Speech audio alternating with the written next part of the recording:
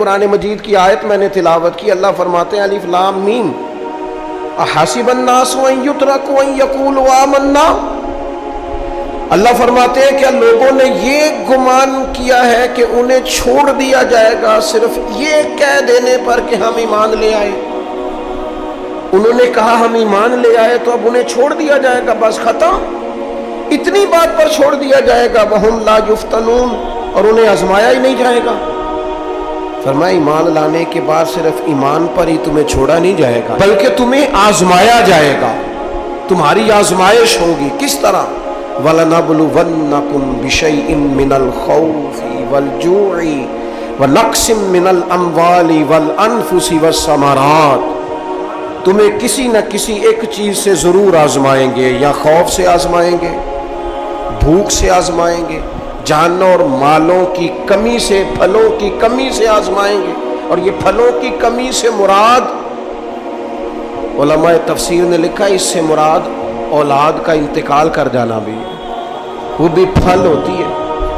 تمہیں آزمائیں گے اور اگر تم پورے اترے تو وَبَشِّرِ الصَّابِرِينَ، رب فرماتا ہے محبوب پھر صبر کرنے والوں کو میری رحمت کی خوشخبری سنا دے، پھر انہیں خوشخبری دے دے میرے کرم کی۔ میرے عزیز، زندگی میں آزمایا جائے گا۔ نبی اکرم نور مجسم شفیع معظم صلی اللہ علیہ وسلم کی بارگاہ میں حضرت خباب بن ارت رضی اللہ تعالیٰ عنہ حاضر ہوئے۔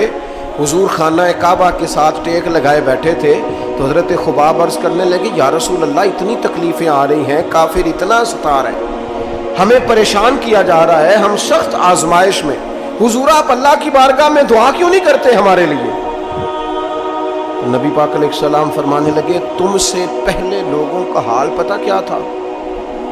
یہ صحیح حدیث بخاری میں موجود ہے۔ فرمایا تم سے پہلے لوگوں کا حال یہ تھا کہ انہیں گھڑے کے اندر رکھ کے ان کے جسم کو مٹی سے دبا کے پھر ان کے سروں پر آریاں رکھ کے چیر دیا جاتا تھا، لیکن پھر بھی وہ اپنے دین سے ہٹا نہیں کرتے۔ نبی پاک علیہ السلام فرمانے لگے تم سے پہلے لوگوں کا یہ عالم تھا کہ ان کے جسم لوہے کی کنگھیوں سے کریت دیے جاتے تھے، ان کا گوشت اتار دیا جاتا تھا، لیکن وہ اپنے دین سے ہٹنے کو تیار نہیں ہوتے تھے۔ یاری تیری سونے پر ازمائشاں تیریاں اگ، اے سونا پرکھیا جامدہ ہی پہلو نال اگاں دے لگ۔ اپنی زندگی میں تیار رہیں، ذہنی طور پر آزمائش کے لیے تیار رہیں، مزاج بنائیں۔ جب بندہ پہلے سے تیار ہوتا ہے نا، اس کا خیال ہوتا ہے کہ آزمائش آ گئی تو میں نے صبر کرنا ہے، پہلے سے اس کی تیاری ہوتی ہے، پھر وہ ذرا گھبراتا نہیں، پریشان نہیں۔ ہم تیار نہیں ہیں ذہنی طور پر۔ ہر بندے کو سکھ چاہیے، ہر بندے کو، بلکہ ہمارے ہاں تو لوگ کہتے ہیں مرید ہو رہا ہوں تاکہ میری طرف تکلیف کوئی نہ آئے۔ تو میں کہا کرتا ہوں پہلے پیر سے پوچھ لو اسے کبھی آئی ہے کہ نہیں، اگر اسے آئی ہے تو پھر اس کا مطلب ہے تمہیں بھی آ سکتی ہے۔ لوگ نماز اس لیے شروع کرتے کہتے ہیں میں 5 نمازیں بھی پڑھتا ہوں، میں صدقات بھی کرتا ہوں، کام میرا پھر نہیں چلتا۔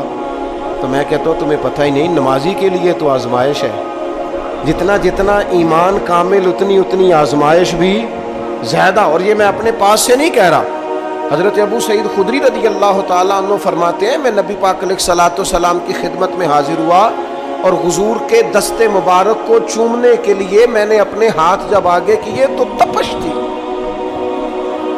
تیز بخار تھا نبی پاک کو۔ تو حضرت ابو سعید خدری رضی اللہ تعالیٰ عنہ ارشاد فرماتے ہیں کہ میں نے، یہ سنن ابن ماجہ میں موجود ہے، فرماتے میں نے عرض کیا یا رسول اللہ صلی اللہ علیہ وسلم اتنا تیز بخار؟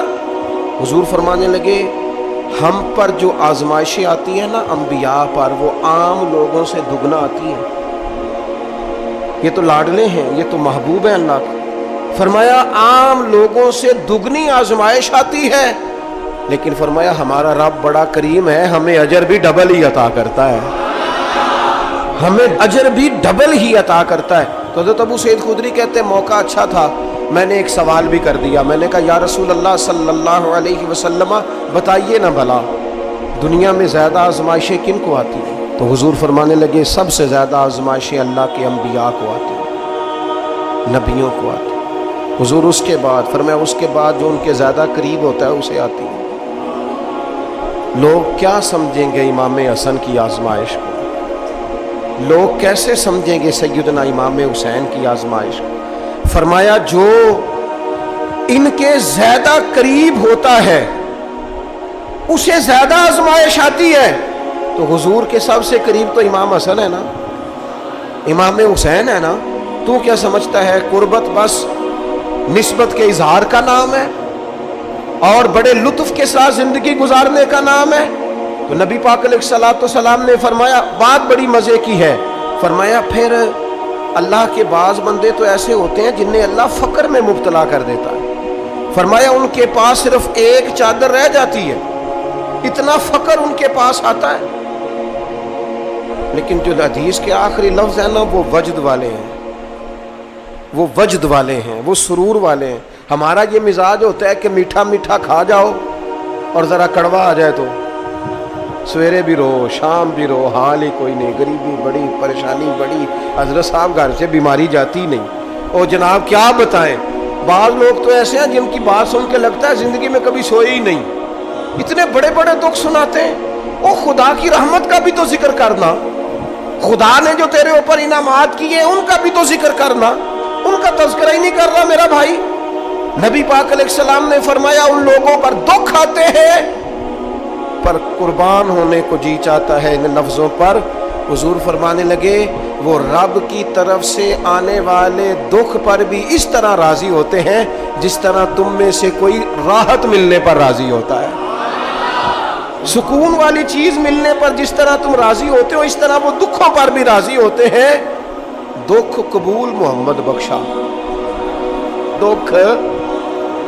دکھ قبول محمد بخشا، پر ایک شرط لگائی چھوٹی سی میاں صاحب نے، انہوں نے کہا 100 دفعہ قبول ہے، دکھ 100 دفعہ قبول، دکھ قبول محمد بخشا پر راضی رہن پیارے، یہ شرط یہ ہے کہ تو راضی رہ، تو راضی رہ، دکھ قبول محمد بخشا، راضی رہن پیارے۔ اور حضرت سلطان صاحب کہنے لگے اساں کیتی ہے جان حوالے رب دے، ایسا عشق کمایا ہے اسی مرن تو پہلو ہی مر گیا، باہو تا مطلب نو پایا ہے، ہم نے تو پہلے سے ہی نتیجہ نکال لیا۔ تو سکون ڈھونڈنے نکلا ہے، تو چاہتا ہے زندگی میں آرام مل جائے۔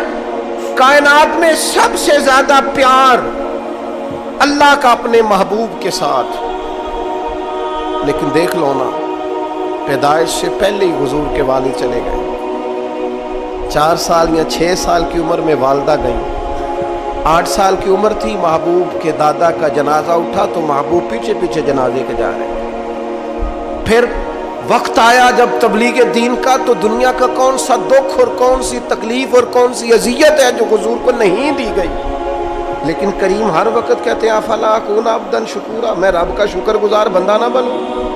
ہر مقام پر کبھی بدر کبھی احد، اور ہر طرح کی تکلیف، ہر طرح کی تکلیف، کبھی بیٹیوں کا دکھ، کبھی سیدہ عائشہ صدیقہ کے بارے میں منافقوں کی نازیبہ گفتگو، سارے دکھ محبوب کی حیات پاک میں رہے، کریم نے ان دکھوں کو برداشت کیا۔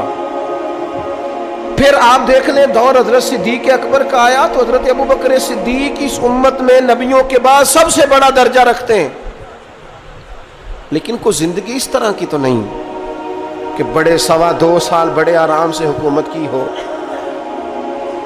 منکرین زکوٰۃ سے لڑنا پڑا حضرت ابوبکر صدیق کو، آزمائش تھی، لوگ منکر ہو گئے زکوٰۃ، حضرت صدیق اکبر لڑے، ختم نبوت کے تحفظ کے لیے لشکر تیار کیے، بہت سارے مسائل کا سامنا کرنا پڑا، صبح دن راتیں جناب ابوبکر نے مشقت کر کے خلافت اسلامیہ کو مضبوط کیا۔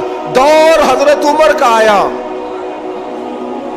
ساری دنیا مدینہ منورہ میں اندر سے دروازے بند کر کے سخت گرمی میں سوتی ہے، اور جناب عثمان غنی کہتے ہیں کہ میں نے فاروق اعظم کو 60 سال کی عمر میں دیکھا کہ مال غنیمت کے 2 اونٹ دوڑ گئے تو عمر بھاگے جا رہے ہیں، ان اونٹوں کو لے کے آ رہے ہیں، اور میں کہتا ہوں جناب آپ آرام کرتے، ساری دنیا سو رہی ہے، فرمایا سویا کرتا تھا کبھی خلیفہ بننے سے پہلے۔ عمر کسی غلام کو کہہ دیتے، چونکہ پیار تھا نا، یارانہ تھا نا، حضرت عثمان بڑی محبت سے کہتے ہیں، امیر المومنین کسی غلام سے کہتے ہیں اگر مال غنیمت کے اونٹ چلے گئے تھے تو لے آتا.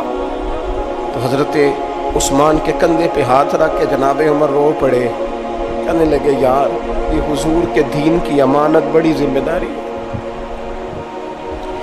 لے او سجنا اساں توڑ نبھائی، اساں جان بھی دتی تیرا تیرے، یہ بڑی ڈیوٹی ہے، یہ بڑی ذمہ داری ہے. میں کیسے غلام کو بھیج دیتا؟ مسلمانوں کا مال ہے، جب ڈیوٹی میری ہے تو کیسے کسی کو بھیجتا؟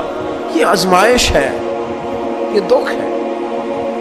22-24 لاکھ مربع میل کے حکمران حضرت عثمان غنی، ان کا دور آ گیا. یعنی وہ شخص جس نے چڑھتی جوانی میں بھی نظریں جھکا کے رکھی، اور جس شخص نے اپنا سارا مال دین پر قربان کر دیا، اس کے گھر کا گھیرا تنگ کر لیا گیا. بہت بڑی ذمہ داری حضرت عثمان پر آئی، بڑی. اور جناب عثمان غنی کا حال یہ ہے کہ 40 دن گزر گئے. جس شخص کے اپنے ذاتی مصارف لاکھوں کروڑوں میں لوگوں پر خرچ ہوتے ہیں، 40 دن سے اس نے کھانا نہیں کھایا، اسے ڈھب اور سلیقے سے روٹی پانی نہیں ملا، گھر میں قید ہے. لوگوں نے کہا عثمان ہمیں اجازت دے دیں ہم لڑیں. کہنے لگے کیسے دے دوں؟ حضور کا مدینہ اور میری وجہ سے خون بہہ جائے، بس میرے اوپر آئی ہے تو میں نبھاؤں گا، یہ ذمہ داری ہے. کہا پھر عثمان خلافت؟ فرمایا یار یہ بھی میری مجبوری ہے.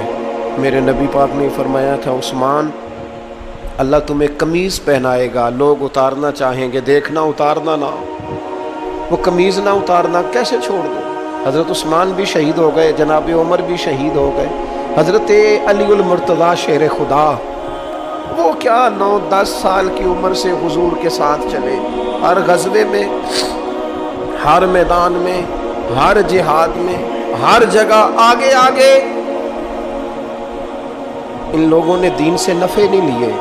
حضرت علی المرتضیٰ شیر خدا تو کوفے کی جامع مسجد کے پاس کھڑے ہو کے کہتے تھے میری کوئی بندہ زیرہ خرید لے. امیر المومنین کہہ رہے ہیں میری طامت زیادہ پھٹ گئی ہے، اب تو پیوند لگنے کی جگہ بھی کوئی نہیں بچی، یہ زیادہ پھٹ گئی ہے، اگر مزید پیوند لگ سکتے ہوتے تو میں زیرہ نہ بیچتا، یہ میری زیرہ کوئی خرید لے، کوئی خرید لے زیرہ.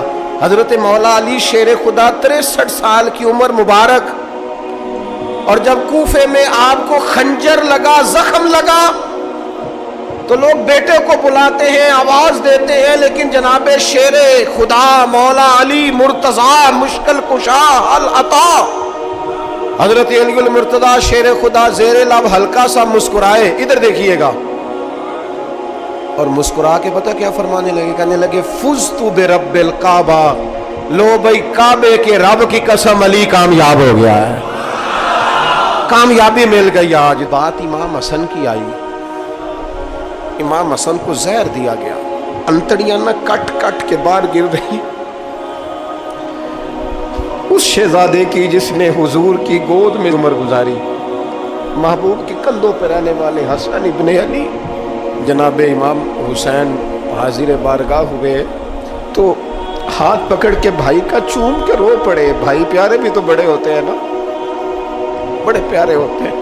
اور ان لوگوں کا منصب بڑا انوکھا ہے، شدید تکلیف ہے. تو امام حسین کہتے ہیں میرے بھائی حسن بتائیے آپ کو زہر کس نے دیا؟ رو کے پوچھتے ہیں. بھائی کا ماتھا چوم کے امام حسن رو پڑے، کہنے لگے حسین میری مجبوری ہے، میں تمہیں نہیں بتاؤں گا.